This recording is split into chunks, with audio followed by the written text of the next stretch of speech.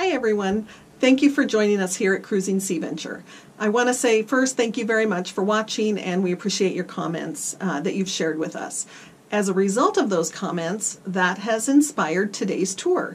We're going to do an engine room tour because many of you have asked about it, and so we thought we'd go ahead and share it with you.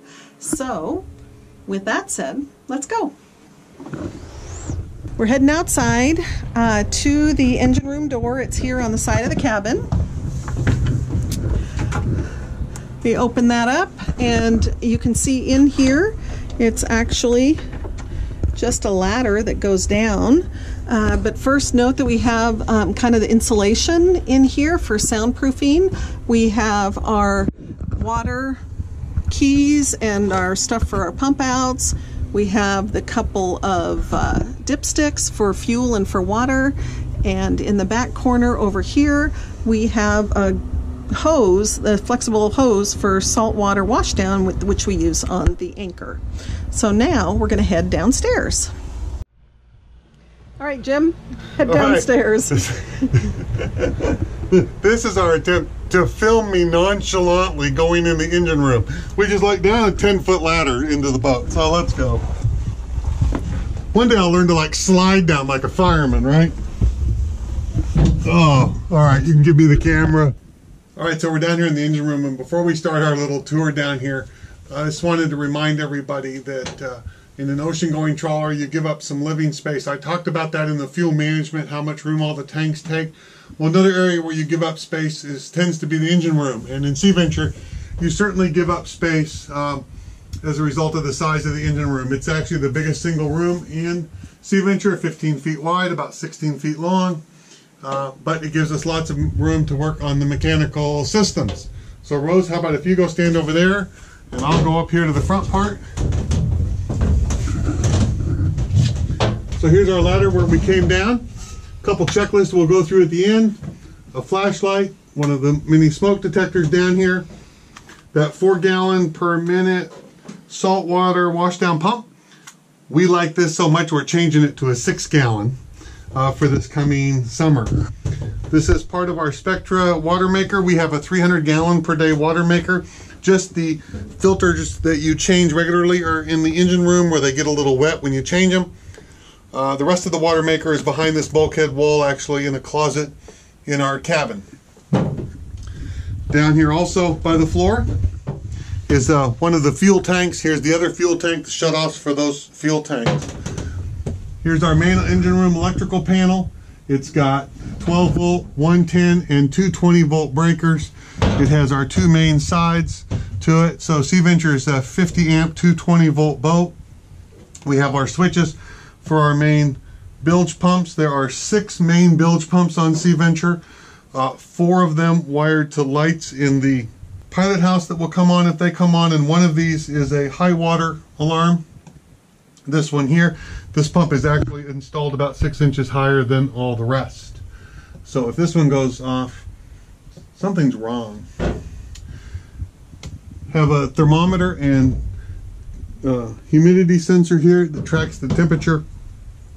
It is what, 57.9 degrees, balmy for here, for this time of year, down here. But when we're cruising, it runs about 95 degrees.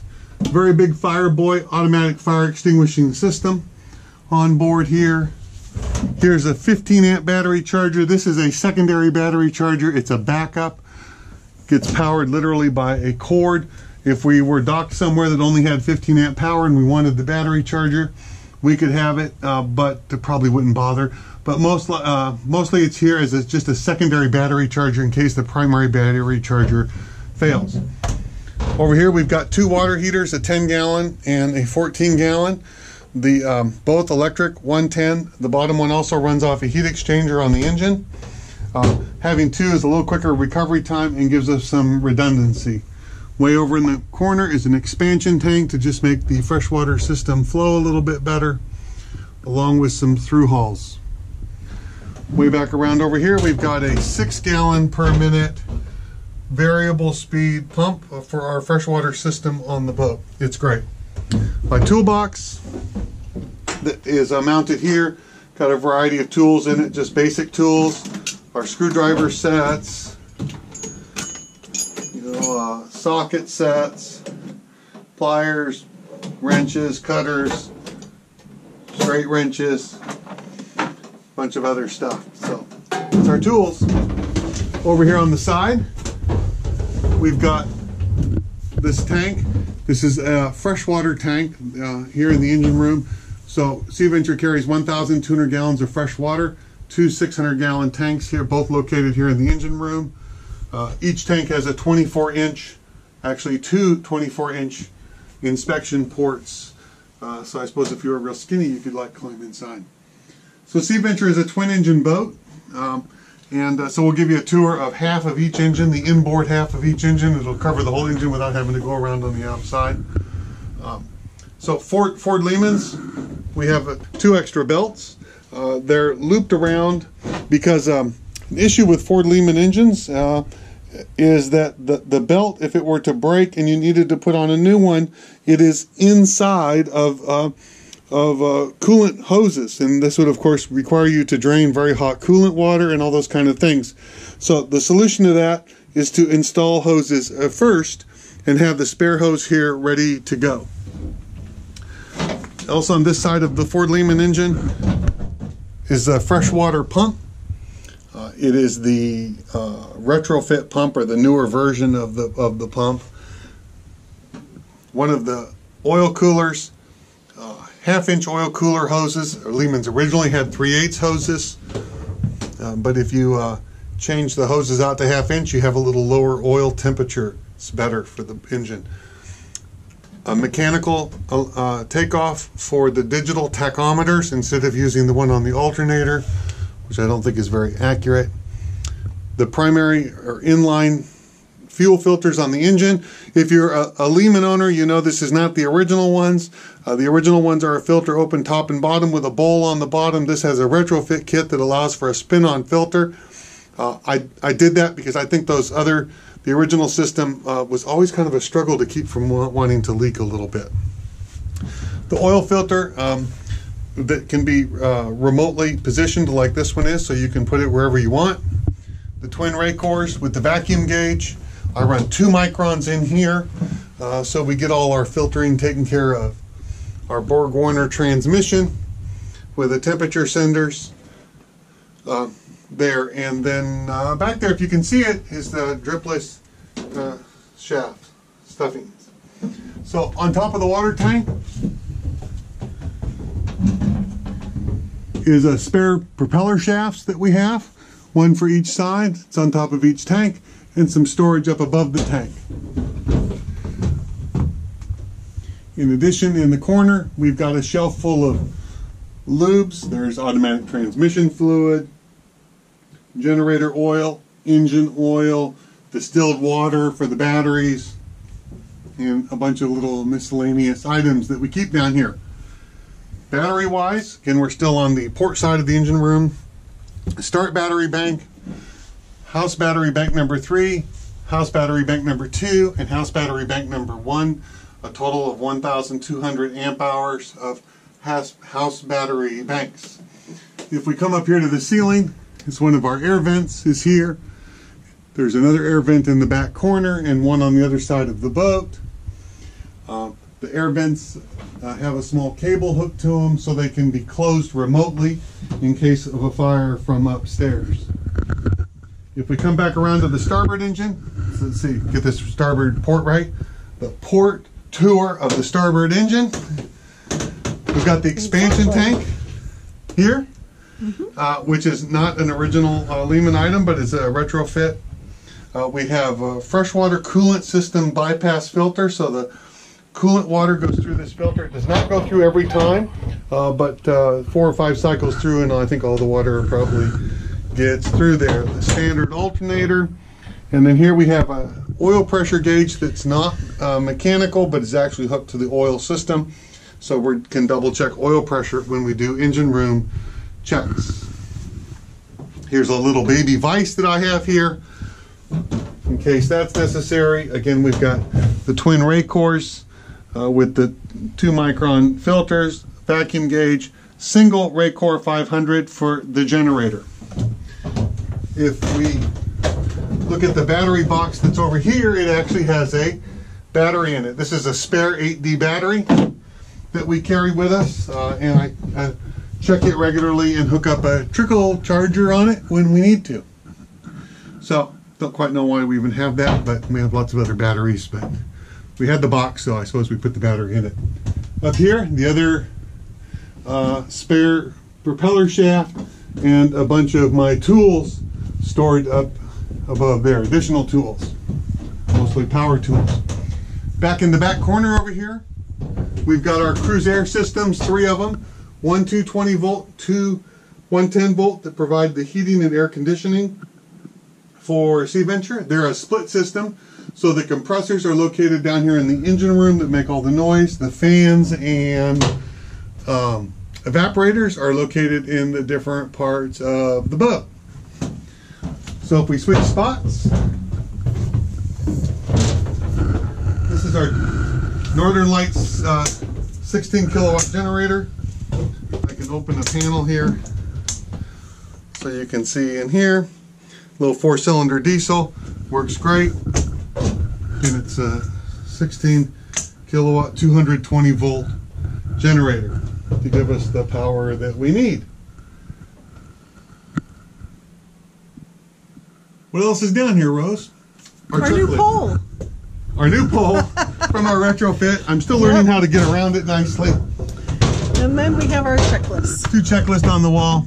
So this tells us all about the seacocks and through-hull fittings in this boat, where they're located in this section of the boat, and what they're for. So, you know, if there was like a panic or a moment, or you're looking for a specific through-hull or seacock, you know where to go.